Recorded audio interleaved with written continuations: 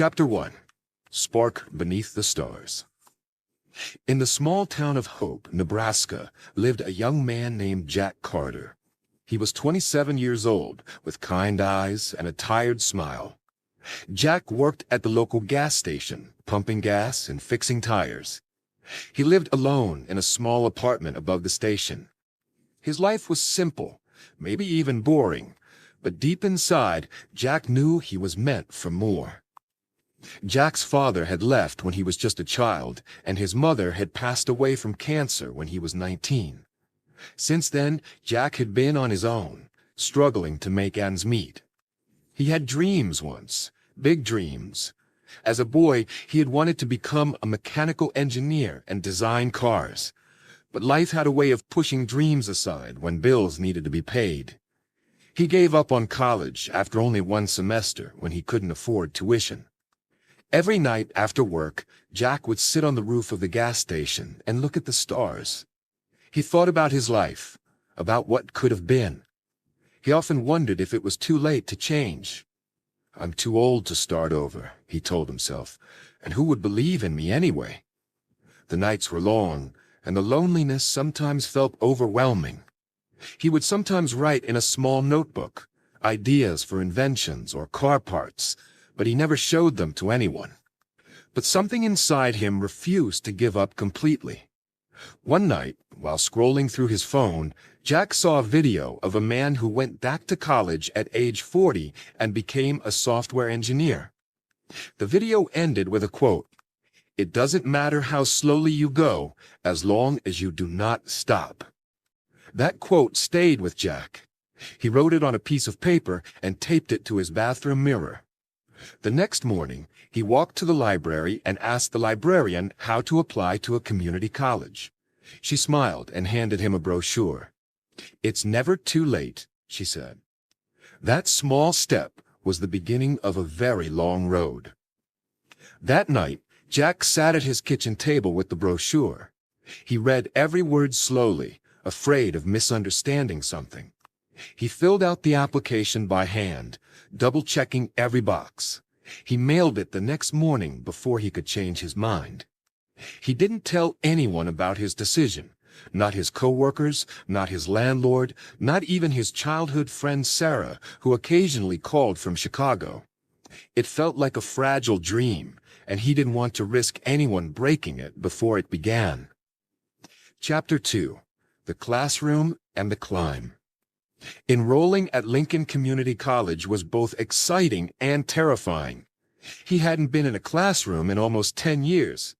On his first day, he sat in the back, hoping no one would notice him. Most of the students were younger, fresh out of high school, full of energy and confidence. Jack felt out of place.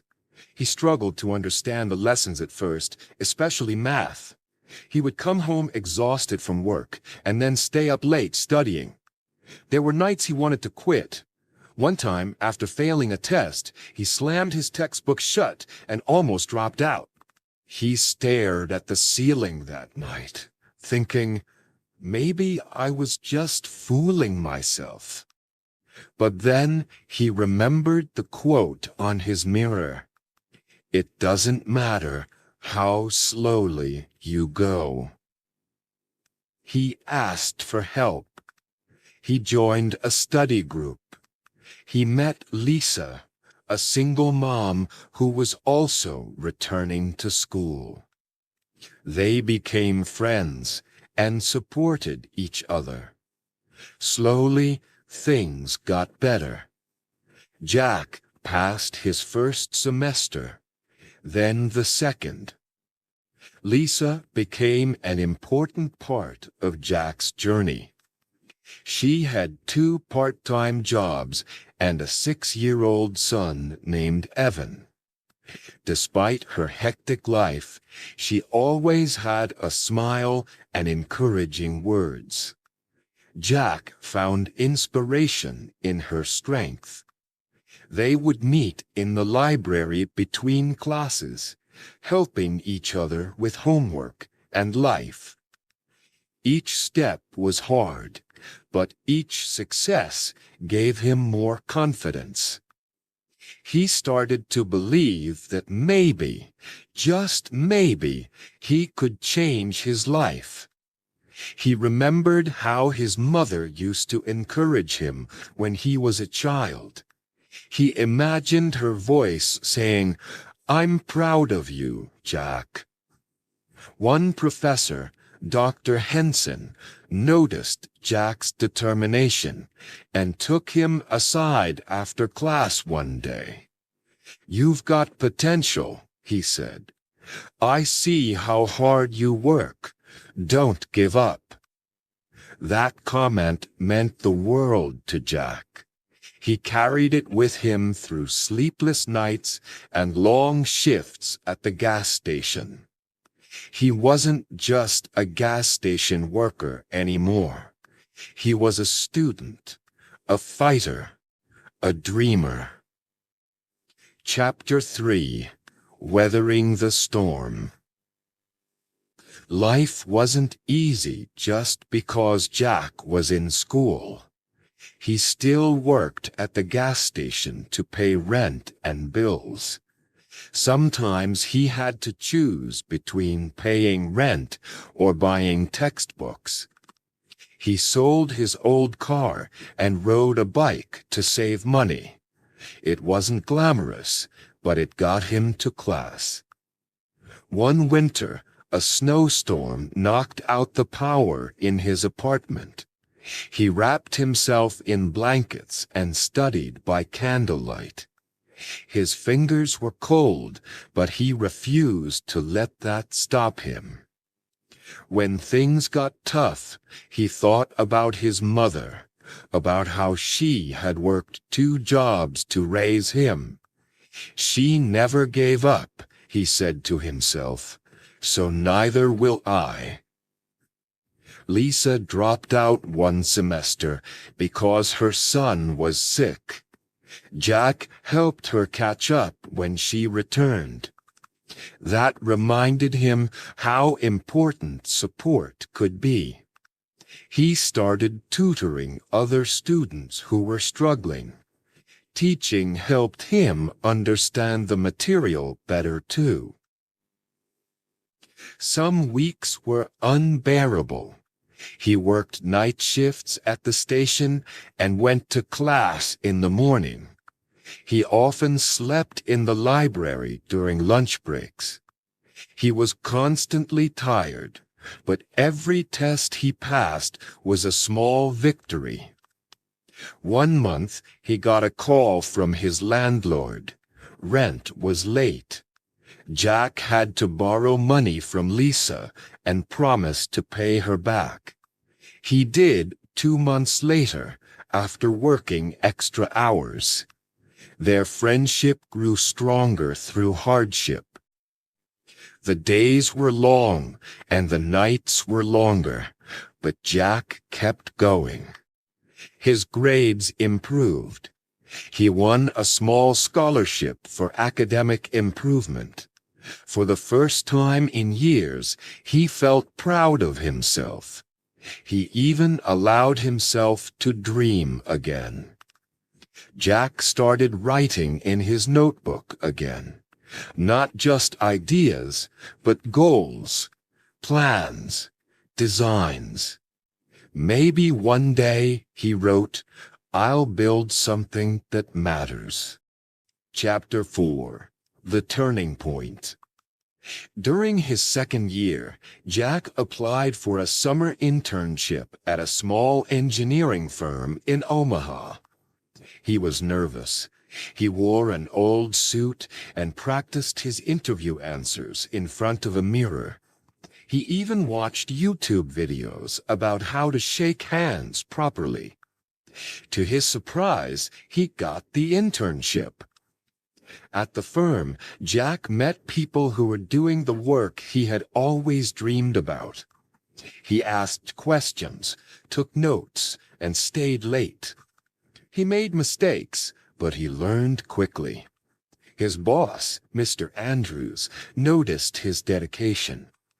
"You remind me of myself," Mr. Andrews said one day. "Hard-working, hungry to learn, keep it up." That summer changed Jack's life. He realized that his dream was not only possible, it was within reach. He worked on a small project involving electric vehicle components. He even offered an idea that the team used.